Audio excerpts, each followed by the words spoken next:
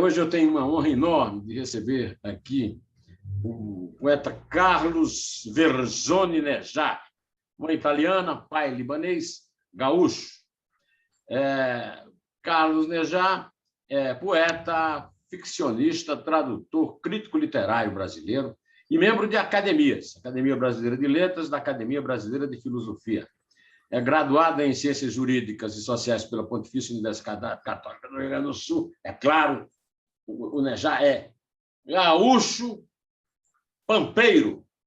Bom, tive a honra de conhecer o Nejá pessoalmente há bastante tempo, e ele teve a enorme generosidade de me convidar, junto com o Dionísio da Silva, para abrir com uma palestra o Ano Cultural da Academia Brasileira de Letras. Fiz uma palestra sobre o jagunço e o bacharel, Machado de Assis e Guimarães Rosa, ligações singulares na Academia Brasileira de Letras, em 6 de março de 2018. Carlos Verzoni Nejá está aqui na sala Maria Isabel de Castro Pinto e vai conversar conosco a respeito de sua vida, de sua obra e do seu mais novo lançamento. Nejá, como vai? Neumann, muito bem, muito bem. Eu gostei do pampeiro. Agora, o Verzoni não me acompanha muito. A poesia foi tomando conta do meu nome. Então, no fim, me conhece muito por Nejá, que é carpinteiro em árabe. Mas, de qualquer maneira, eu não deixo de ser Verzoni por nascimento. Até porque nasceu de um ventre Verzoni. E, por parte de mãe, tem um lado oculto que é o Delvaux, que é francês. Então, é uma mistura. Sefardita, italiano, francês, mas, sobretudo, gaúcho brasileiro. E muito honrado de estar aí no seu programa. Nejá, antes de falar da tua obra nova, que eu quero falar porque eu estou entusiasmadíssimo pela leitura que eu fiz dela, é um livro curto, muito curto. Me lembrou Aura, de Carlos Fuentes, me lembrou Metamorfose, de Kafka, né?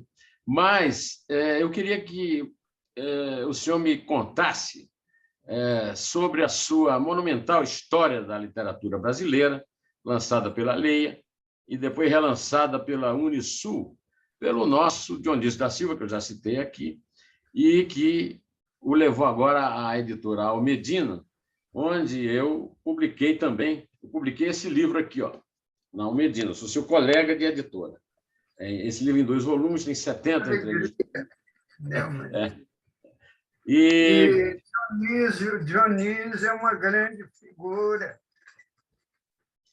Dionísio não apenas o grande escritor, é o editor, uma vocação muito forte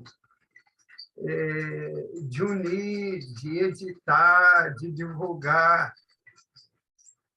de comunicar. Uma grande generosidade. Aí eu perguntei ao Dionísio o que é que ele gostaria que eu perguntasse a você, ao senhor, né? Que aqui nós somos entrevistado e entrevistador. E ele enviou umas perguntas provocadoras aqui. A primeira é o seguinte: quem faz falta na academia? E ali à porta podem estar os versos de Dante Alighieri: Lasciate ogni speranza, ó voi que entrate. Deixa toda esperança, você que entra. Hein? Esse Dionísio é um provocador, hein? Só Dionísio mesmo. Mas eu acho que a esperança somos nós que criamos.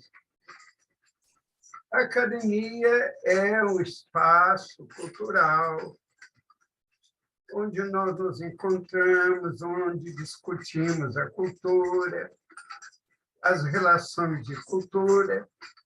Há uma tradição, há uma sucessão. A morte, na verdade, é grande sucessão. Mas, de qualquer maneira, Neumann, a esperança nós é que criamos. Depois ela começa a nos criar também. É preciso uma mutualidade de esperança.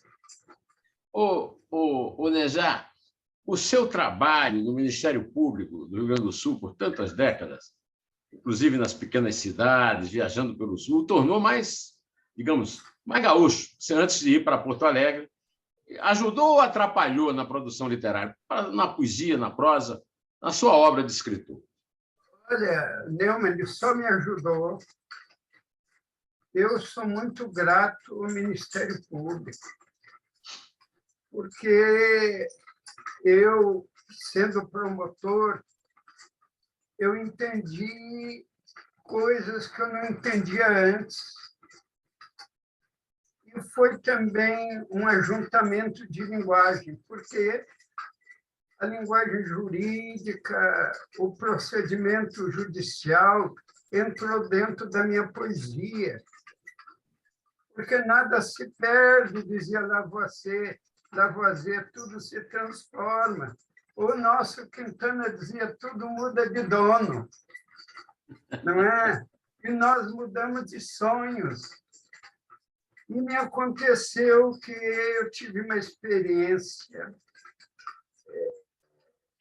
de grande humanidade, não só do processo de justiça, o processo de culpa, o processo também de misericórdia, o processo de amor, que Paulo dizia que era o cumprimento da lei. Eu sou muito honrado de ter participado do Ministério Público. E, na verdade, como um dia eu disse para João Cabral, porque João Cabral me perguntou, Nejá, como tu, poeta, pode ser promotor?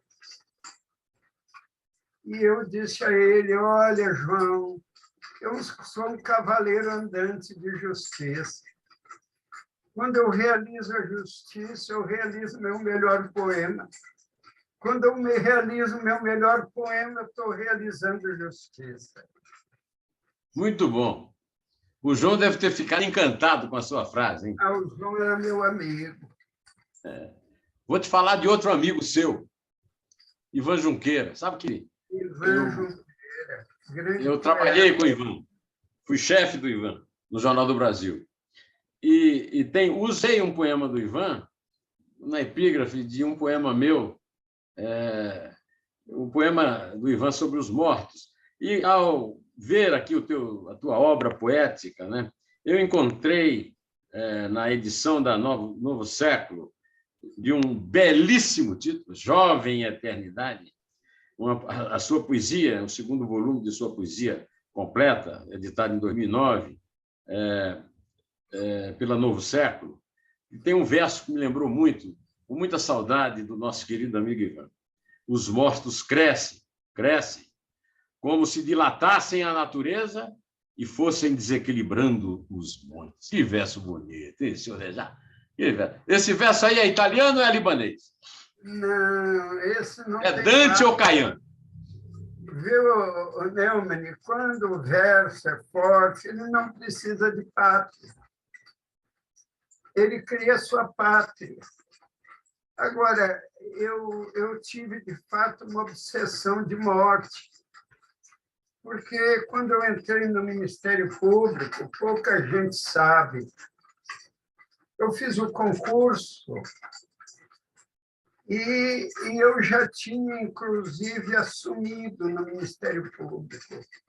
E veio um exame tardio de que eu tinha um problema sério no coração. Eu fui no maior cardiologista lá do Rio Grande, ele me disse, olha, você tem 6 meses de vida. Eu, então, comecei a me preparar para a morte. E essa obsessão foi me acompanhando em ordenações e em alguns livros meus. Mas o negócio é que um médico que me atendeu de boa memória, Dr. Tori, nunca esqueço o nome, me dava um remédio imenso para o coração. Morreu do coração, eu estou aqui, até hoje. Eu não sei o que houve, na verdade. Ou se o meu coração criou outro coração no lugar, eu devo a Deus, não é tudo. E eu sei que... Mas você foi para o velório dele, ô Carlos? Você foi para o velório? Não. Olha, quem está aqui é você, não sei. Mas ele me cuidava. E eu estranhei quando ele morreu do coração. Enfim, Mas esse verso me lembrou muito, ele podia até ter sido a epígrafe do seu livro novo, mas eu acho que tem um outro verso que também eu localizei aqui, ó. Localizei aqui nesse livro aqui, ó. Esse livro aqui, ó. Lembra desse? É o livro da minha vida, eu trabalho mais de 30 anos nesse livro. O primeiro verso que eu li é desse aqui, né? Jovem Eternidade, que título, hein? Agora, desse aqui, eu tirei um verso que foi, quando eu encontrei esse verso, eu identifiquei imediatamente com o sinal da águia, por motivos óbvios, até não é nenhum elogio à minha inteligência, apenas uma obviedade. E o verso é: a águia é o céu por toda parte, branco, veloz, selvagem. Livro das bestas e dos insetos, os viventes, lançado em 1979, eu tenho aqui a terceira edição, de 2011, da editora Leia, a mesma que publicou a sua monumental História da Literatura Brasileira. A águia... Por que o título do seu livro novo é O Sinal da Águia? Carlos Nejato. Olha, nós criamos, Neumani, na forma em que as coisas vão nos criando. Então, eu, na verdade, eu não sei explicar meus livros. Eles que têm que me explicar. A verdade é que o livro é um trabalho muito simbólico. O sinal da águia é uma visão do futuro. E também há uma metamorfose que isso ocorre em todos os meus livros. Eu até estou preparando uma reunião dos meus romances todos, num volume, em 1 ou 2 tomos. Eu penso que vai sair em Portugal, chamado O Procurador de Almas, porque eu me descobri um procurador de poemas e viventes. E um procurador de almas. A águia é algo muito simbólico dentro da minha visão. Por quê? Porque ela anda em grandes alturas, vê de grandes profundidades. Quando 2 águias juntas voam, parece uma só.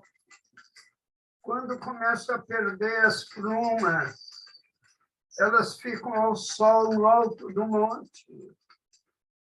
E o sol vai reverdecendo as plumas. Então, eu penso que a águia é mais do que um símbolo. A águia é uma maneira de voar. Lógico que muitas vezes a gente voa que nem passarinho, mas a gente precisa voar.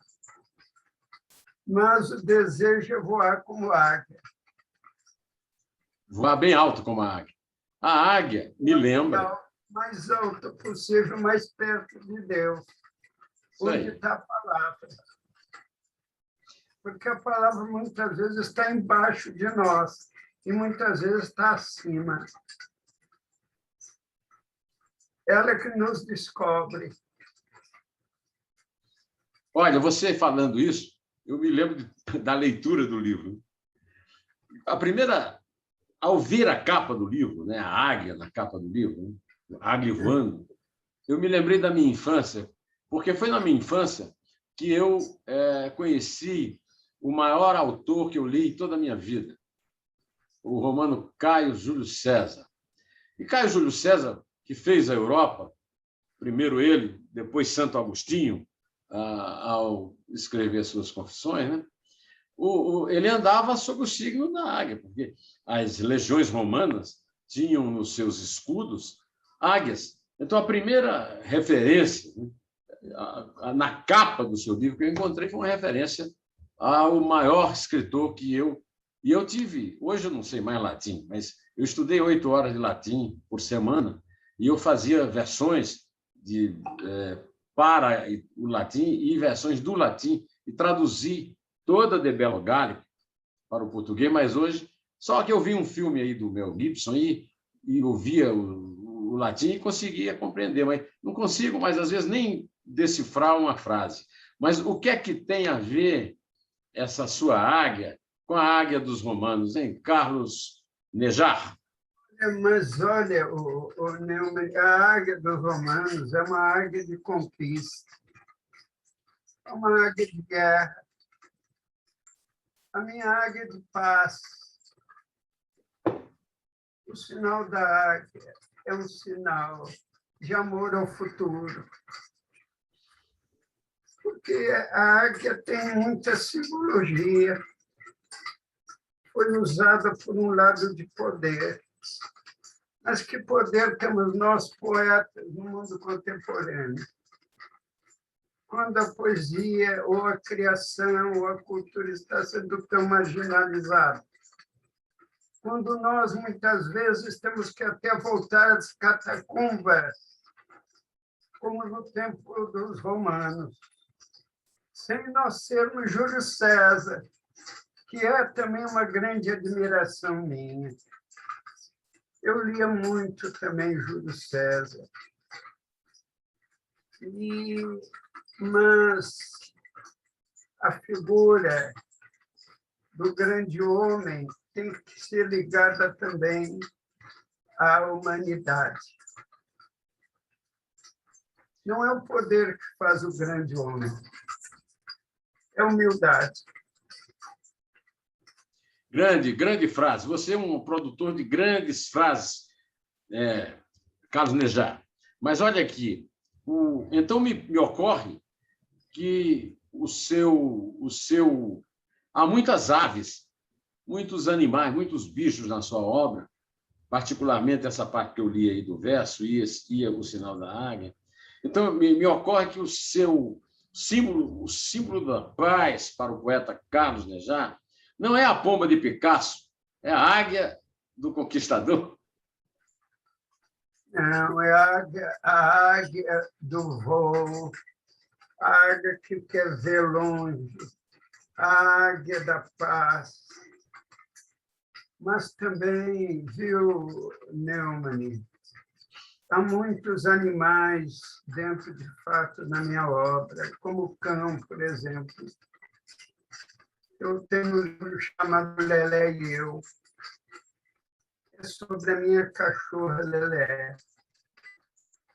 Sempre nos meus livros aparecem cães, aparecem outros animais. Às vezes, os homens transformados em animais. Mas não é a metamorfose de Kafka, como tu mencionaste no início. Eu sou, lógico, grande admirador de Kafka. Mas Kafka criou o inseto e deixou ele a forma monstruosa do inseto até a morte. Não teve misericórdia do seu personagem. a minha metamorfose é misericordiosa. Acho que sempre o homem pode mudar. Acho que ele pode se transformar. Acho que pode mudar as coisas e fazer a história. Porque ele tem a palavra. E a palavra é revelação. E a revelação é a visão, não apenas relampeante das coisas, mas é uma visão de eternidade nas coisas. Se nós esquecemos a visão da eternidade, José, nós esquecemos a visão humana. A Metamorfose é também um livro da minha mais alta predileção e também da Isabel. Eu li a Metamorfose pela primeira vez numa tradução, não me lembro de quem, mas era naquela editora de bolso, de ouro. Tinha uma livraria perto do Cinema Capitólio, que eu frequentava na adolescência. Foi um dos primeiros livros que eu li ao deixar o seminário e poder ler qualquer livro, foi a Metamorfose, que a brilhante definição que você deu do seu livro é também a identificação que eu fiz ao ler o seu livro com o grande, o espetacular livro do Kafka.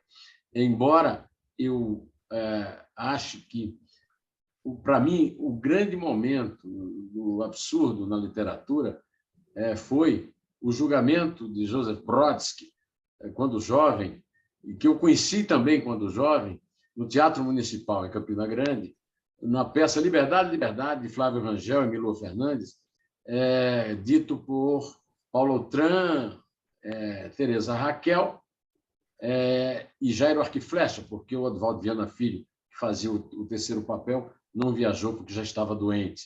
Mas aquele julgamento da juíza perguntando ao poeta, como se fosse o poeta, como se eu perguntasse aqui o poeta Carlos Nejar. Poeta Carlos Nejar, qual é a sua profissão? Poeta? Como poeta? O que é que você faz? Lembra desse julgamento, desse texto, Carlos Nejar? Não estou me lembrando, não. Embora eu tenha assistido já faz um tempo, a memória fica, às vezes, um pouco avariada, ou ela cria outras memórias no lugar. Eu vou te mandar o texto para você recordar, mas o texto é magnífico, porque é a coisa mais surrealista. A juíza pergunta para o Brodsky, o que é que você faz? Eu sou poeta. Não, estou perguntando o que você faz, de útil. Não, eu sou poeta. E vive de quê? De poesia. Como? Como vive de poesia? O que é que você faz de útil para a sociedade? Esse texto é fantástico e revelou.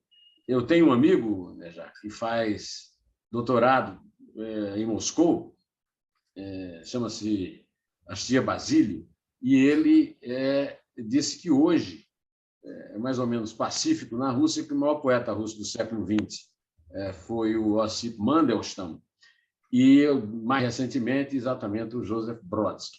Mas vamos voltar para o livro que interessa, que é o seu. Então, quando eu li, agora, muito recentemente, o seu livro, que o nosso amigo Marco Passi teve a bondade de me mandar aqui em casa, ele foi editado pela Almedina, um selo lá que o Dionísio toma conta, que se chama Minotauro, né? Me veio essa tentação, né, da ligação com Kafka. Eu fui ao cemitério onde Kafka está enterrado, em Praga, né? E vi lá o Museu do Kafka e tal, mas tem uma coisa da maior relevância, que o Kafka, o caixeiro Gregor Samsa, vira barata e morre barata, perseguido como barata, né? Enquanto que a metamorfose em todos os seus personagens é constante, realista, não é absurda, não é surrealista, realista e imóvel, vai e volta. Os personagens são homens, no caso do personagem principal, porque ele é homem e lobo. Ele vai lobo, volta homem, morre como como homem, mas governava como lobo. Aí me deu a tentação, Carlos Nejar, de lhe perguntar, e aí sem a provocação do Dionísio, lhe perguntar diretamente se seria um roman à clé, ou seja, para explicar para os nossos 320 mil inscritos, aquele romance que você... Eu tenho um roman à clé aqui que eu fiz, chamado Veneno na Veia, o pessoal diz que é Veneno na Veia, em que eu uso um fato real com nomes fictícios. Me pareceu que esses lobos teus aqui, esses tigres, têm muita relação com a nossa realidade política. Eu me enganei? Não, mas não é vão que tu és poeta, ficcionista. Aliás, que um dia eu tive a honra de premiar na academia. Verdade. Não é vão, mas... O meu romance foi premiado. A realidade é a realidade. A ficção, às vezes, é mais forte que a realidade. Porque a ficção é eterna. Eu não quis retratar, mas se retratei, o que eu vou fazer? Você convive com a realidade. Como dizia Eliot, não é? E quando a realidade está dentro do sonho, explode muito mais forte. O que nós vemos, nós vemos. O que nós imaginamos, talvez até nós vejamos melhor. Eu Agora, não posso dizer que seja direto, mas o leitor tem todo o direito de imaginar. Agora, o seu personagem morre no meio do livro da mesma forma que a barata do Kafka. Né? Tá certo? Quer dizer, eu estou aqui, ó, eu guardei aqui essa página só para...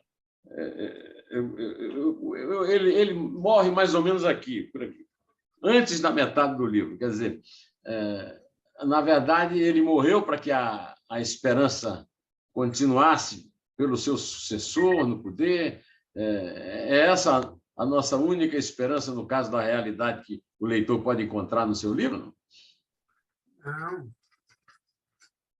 Não. Meu livro fala também de ressurreição. O problema todo é esse, José. O seu personagem, se ele muda de alma, ele pode morrer como animal. Mas se ele não muda de alma, ele sempre será homem. Todo o problema é mudar de alma. É isso mesmo. A mudança de alma é a mudança de natureza. E a mudança de natureza é uma mudança de espírito. O que mudou de alma, ele se torna um animal. Muitas vezes, os homens são mais terríveis do que um animal. Agora, muitas vezes, o animal é mais sublime até do que os homens. Agora, eu vou ler aqui. Nós somos homens e nós temos que defender a nossa humanidade, onde nós pudermos na palavra, para não mudarmos de alma. Mudar de alma é mudar de esperança. Alúvio Solário, ao sentir-se muito vivo, tinha impressão que voava, singrando os ares, cortando o espaço, ou então parecia morto, inanimado, como uma pedra. Assim começa o capítulo 2 de um personagem que o Dionísio botou aqui assim, ó, Alúvio Solário. Esse Dionísio é um provocador, viu? Eu não devia citá-lo aqui na entrevista, porque é um provocador. Olha só, Alúvio Solário é baseado em alguém? Alúvio solar. José, não, José, olha aqui, José. Se eu não provocar, não escrevo. Escrever é provocar, é perturbar. Quanto mais se perturba, melhor. Talvez eu não tenha ainda perturbado suficientemente, porque esse personagem, ele é o final, ele é um homem, mas ele tem dentro dele uma águia. Águia. É a águia. Ele é a águia. A águia se liberta do homem. Porque muitas vezes o homem prende a águia. A águia quer voar, o homem está preso ao chão. Nós somos presos ao chão por muitas coisas. Mas tem um lado nosso que quer voar. É o lado, talvez, do poeta, pode ser. Se nós não voamos, ao menos as palavras voam. E o sinal da águia não é um acidente. É a prática do espírito que voa, inebriado de Deus. Ô, poeta, aí é demais, é humilhante. A águia não se nega ao absoluto. E como ela, voraz é o fruto do homem. E todas as letras e olhos ficam cegos diante do espírito com a chegada da idade de ouro. Sim, cada coisa tem seu tempo. Só de nascer que não. Nascer de espírito é por dentro, quando não envelhece, de eternidade. Eu sou um colecionador de aberturas e de fechos de romance. Esse está. Sabe, José, aliás, tu tocaste num ponto importantíssimo. A gente observa um romance pelo começo e pelo fim. O meio caminha sozinho. Mas a distinção de um romancista ou de um poeta é no começo e no fim. Se ele sabe iniciar, e se ele sabe findar. Porque é um mistério aí.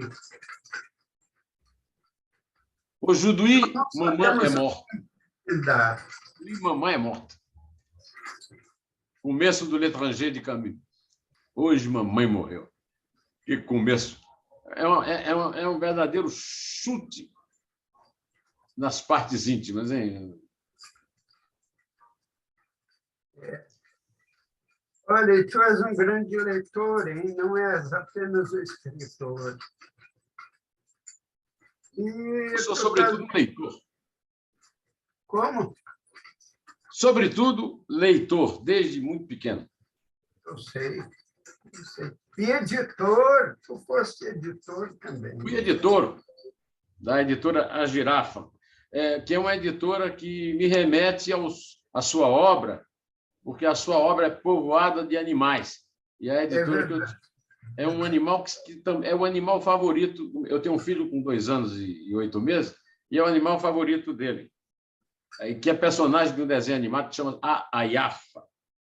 Mas, afinal, o alúvio solário, vem de aluvião e vem de sol, é baseado em alguém? Dionísio mandou fazer a pergunta, eu não vou repetindo. Não creio que seja baseado.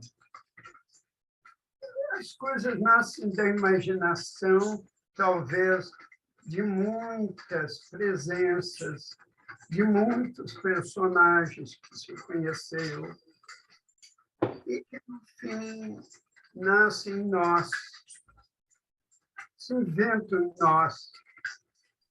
Porque eu sempre digo isso, Neumann, nós não inventamos palavras, palavras que nos inventam, as coisas que nos inventam. E quanto eu mais puder inventar, melhor. Porque se será mais do que coisa minha, será coisa de todos. Há uma imaginação que é uma memória coletiva. É a imaginação da espécie, a memória da espécie. E a palavra tem a memória da espécie. Então, eu não posso dizer que seja esta ou aquela figura, este ou aquele personagem. São muitos que se misturam. Mas há também um lado irônico. Há um lado, lógico, pungente, quando o homem se animaliza. E nós vemos a brutalidade humana, a maldade. Mas lá no fundo, a maldade é inofensiva, porque é tão crua, é tão difícil, que ela chega a ser desarmada. Nós, quando vemos, nós não acreditamos. Porque a estupidez é inacreditável, como, por exemplo, a estupidez da guerra, a estupidez do poder sobre determinado território, sobre determinado povo, sobre determinadas vidas. A brutalidade é tão estúpida que chega a ser imbecil, inexplicável. Agora, você me lembrou uma autora minha favorita também, que é a Hannah Arendt. Eu considero o livro dela, Eichmann em Jerusalém, sobre a banalidade do mal, um livro fundamental, em que ela baseou todo o raciocínio dela sobre o julgamento do carrasco nazista na sua afirmação, feita num livro chamado Homens em Tempos Sombrios, se não me engano, de que o mal não é profundo. Isso que você acaba de falar me leva a acreditar que você também é um leitor apaixonado da Hannah Arendt. É verdade. Eu me lembro aqui do nosso companheiro de academia, Laffer, Celso Laffer, que escreveu sobre a Arendt. E ela diz, inclusive, fala sobre a banalidade do mal.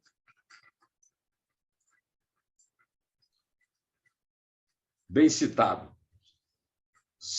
O personagem que eu disse que morre no meio do livro é chamado... Mas, aliás, o alúvio solário. O que é? Um aluvião do sol? Alúvio solar. Só para a gente encerrar o capítulo do alúvio solar. É uma revolução solar? Hein? José, os nomes são simbólicos. Eu tenho uma personagem chamada Nuvem, Letícia.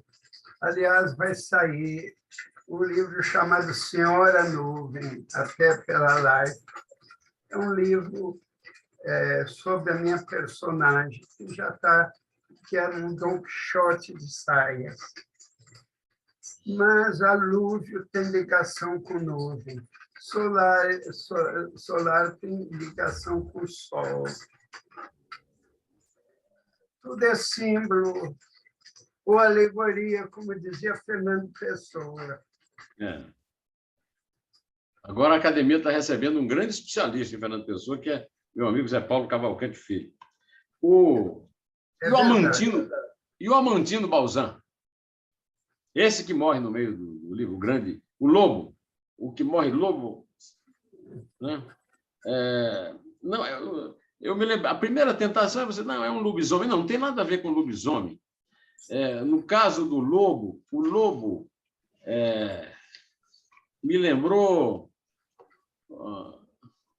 outro tipo de lobo. Me lembrou o lobo do Chapeuzinho Vermelho, dos irmãos Grimm, no século XVIII, porque o conto dos irmãos Grimm realiza a metamorfose de que fala o Nejar nos seus textos, nos poemas e neste romance, que é quando o lobo se fantasia de vovozinha para enganar Chapeuzinho Vermelho. Lembra também o lobo do Walt Disney, o lobo dos Três Porquinhos, que também é um lobo malvado, o símbolo da maldade, o mal sem profundidade, né? A relação que eu faço é uma relação superficial ou o autor com... Tem o lobo do homem também, do grande pensador, que ele escreveu a respeito disso. Então, a verdade é que o lobo precisa da ovelha. O Michaud diz que o lobo não vive sem ovelha. E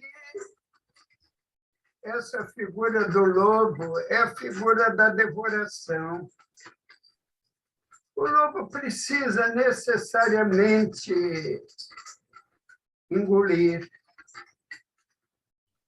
Ele não precisa discutir com a ovelha, ele não discute, ele avança.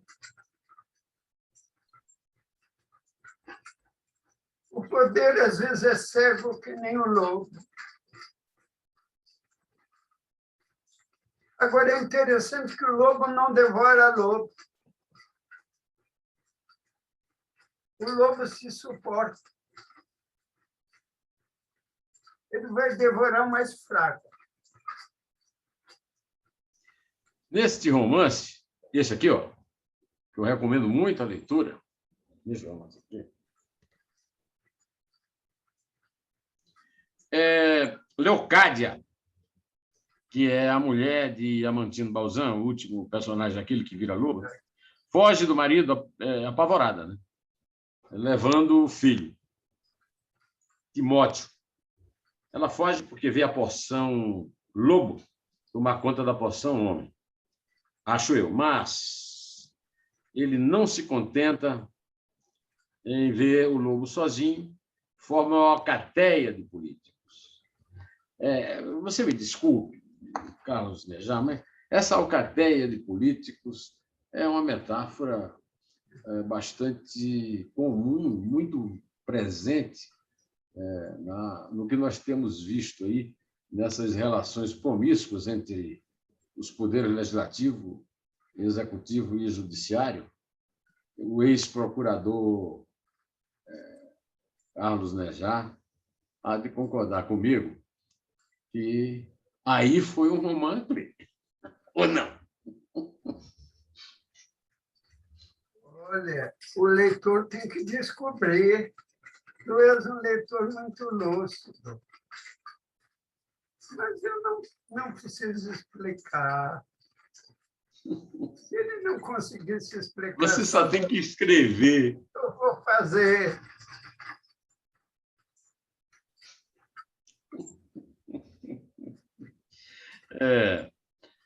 Outra coisa que me ocorreu, né, com essa sua permanência da visão animalesca do homem, né? O homem, lobo do homem, como você acabou de citar, né? E me lembrou também um livro que se tornou clássico, tanto do romance como da reportagem política, que é A Revolução dos Bichos, de George Orwell. Exatamente. Né? Quer dizer, o papel do George Orwell no século XX, né? Nos grandes conflitos ideológicos, tal, foi um papel fundamental. Né? Então, a minha... Que, aliás, a Revolução dos Bichos também é um texto como o do Nejar, curto e escrito em frases muito curtas e muito contundentes.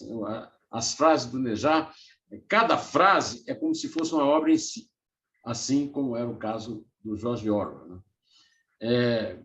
Assim, qual é a influência do George Orwell na sua obra, especificamente da Revolução dos Bichos? O José, não é influência, é confluência. É uma respiração universal, um diálogo com a cultura. Então, eu não busquei um determinado autor. É um conjunto de relações que estão dentro da respiração universal. É aquela coisa que Picasso diz muito bem, diz ele, eu não procuro, eu encontro. Há um liame entre as coisas, uma relação no pensamento do mundo. E nós não precisamos buscar. É aquilo que eu falei, uma espécie de inconsciente. É como a água de um lago. Nós atiramos a pedra e nasce um círculo. A palavra trabalha no círculo. Então, É isso. Eu sei que eu já tomei muito do teu tempo, mas também não resisto em não, não é um fazer. prazer conversar contigo, que tu tens um grande senso, não só de lucidez, mas de humor. Eu acho que quem está meio perturbado sou eu. O Carlos Nejar, filho de uma italiana com um libanês com ascendência francesa, um verdadeiro ser do mundo, uma verdadeira afirmação pessoal da cultura europeia, que eu já citei aqui, Caio Júlio César e Santo Agostinho, né? Mas eu quero também aqui me referir a um símbolo bélico da maior importância, porque é um livro citado explicitamente na sua obra em geral e especificamente nesse, que é a Ilíada. E tem o cavalo, que no caso Que chora. O cavalo que o menino sente, o cavalo dentro dele, né? É o Timóteo, não é isso que sente o cavalo dentro? Cavalo dentro dele. Sabe o que é? É o cavalo de Troia, não? A ligação com Pampa. Essa ideia de cavalo é algo que me acompanhou pela minha vida fora. E eu tenho um livro que está inédito, que está saindo pela Universidade de São Paulo, O Humano Cavalo. Então, há toda uma relação. O cavalo também não é apenas um ser que pasta na grama, ou corre no galope, mas também tem um lado de brutalidade. Então, eu trabalho esse material instável, esse material dúbio, dando uma nova perspectiva. Tudo isso é material, porque são as coisas que se refletem em nós. Então, nós refletimos as coisas, mas o processo começa primeiro das coisas. Então, como diz o Jorge de Lima, como cantar as coisas se não sendo-as? Esse Nejar fica remexendo aqui. Eu sou um velho de 70 anos, então eu tenho umas coisas que eu fico... Jorge de Lima. Jorge de Lima é uma fixação na minha vida desde a adolescência. É isso, José. Poeta, essa nega fulô. E sobre a grande obra poética religiosa dele. Como do Vinícius. Eu sou um grande fã do Vinícius, poeta religioso. Invenção de Orfeu, grande livro, imenso. Grande livro. esquecido. Oh, Carlos. Poeta ao lado de Drummond, João Cabral, Manuel Bandeira. Aliás, não podemos esquecer que fosse um antologista da poesia brasileira. Isso. E que sou o ocupante da cadeira número 1, Augusto dos Anjos, da Academia Mas Paraibana. é bom lembrar o que tu tens feito. Carlos Verzoni Nejar, homem do mundo, europeu sintético, grande escritor e crítico. Na página 50, no item 2 do capítulo 5º, você escreveu, Carlos, essa obra-prima aqui. Amar é doença de memória. Começamos a esquecer tudo de amor. É água que queima o fogo. Olha aqui, que invenção fantástica esse verdadeiro verso. Eu te amo porque me amo. E nos amamos de encontrar o amor. Nossos ouvidos e olhos ficaram mais velhos do que nós. E amor é espírito. Carlos, você acha que eu pude encontrar um fim melhor do que esse? Já que você gosta tanto de fim, também para o nosso programa, não?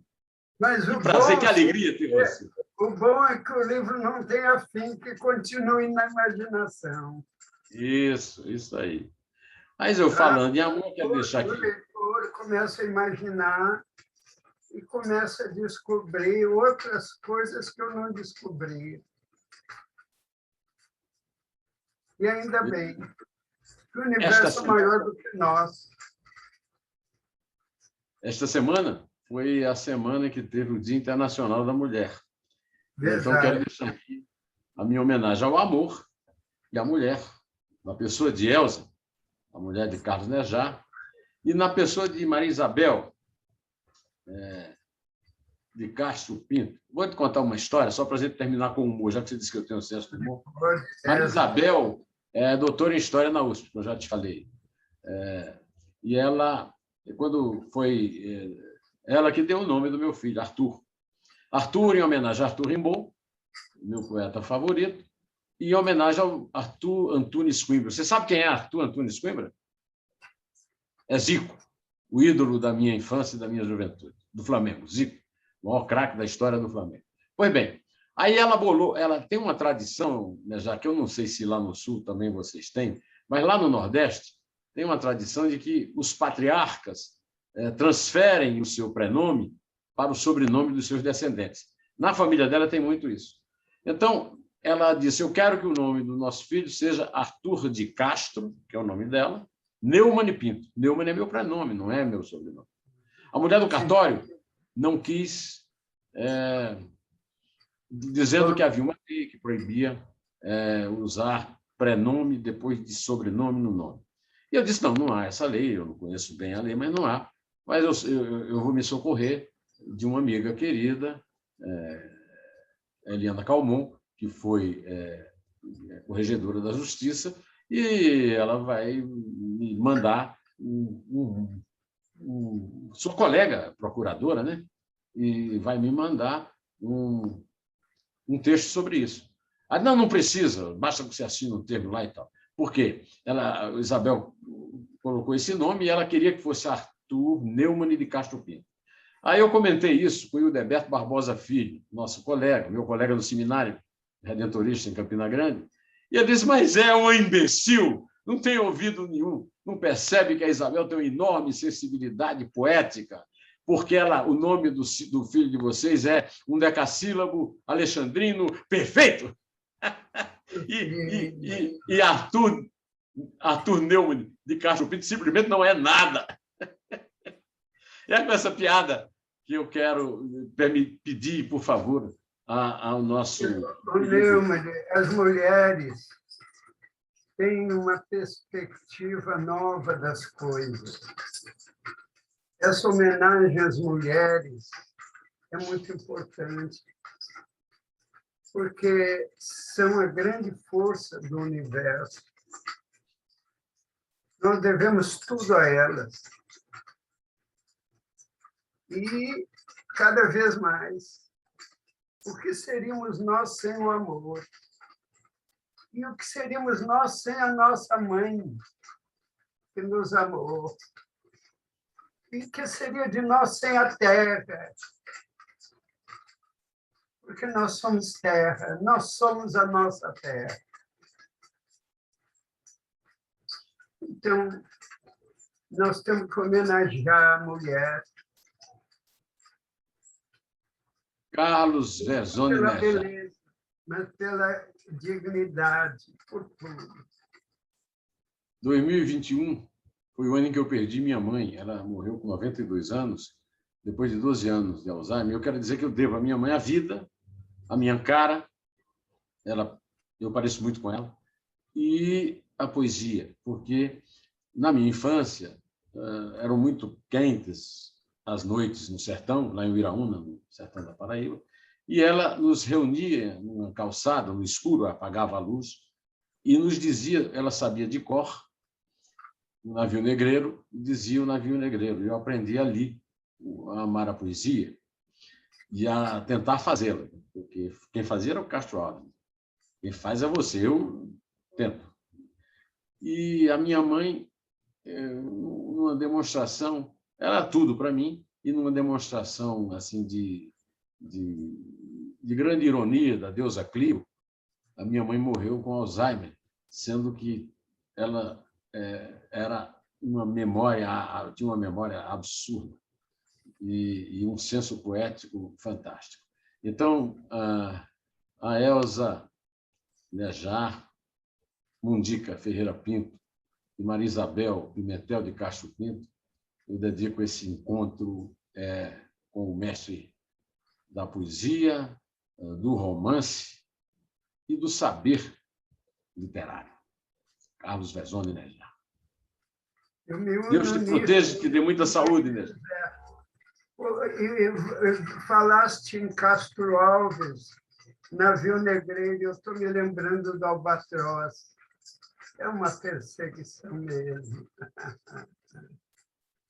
Grande alegria de falar contigo, viu?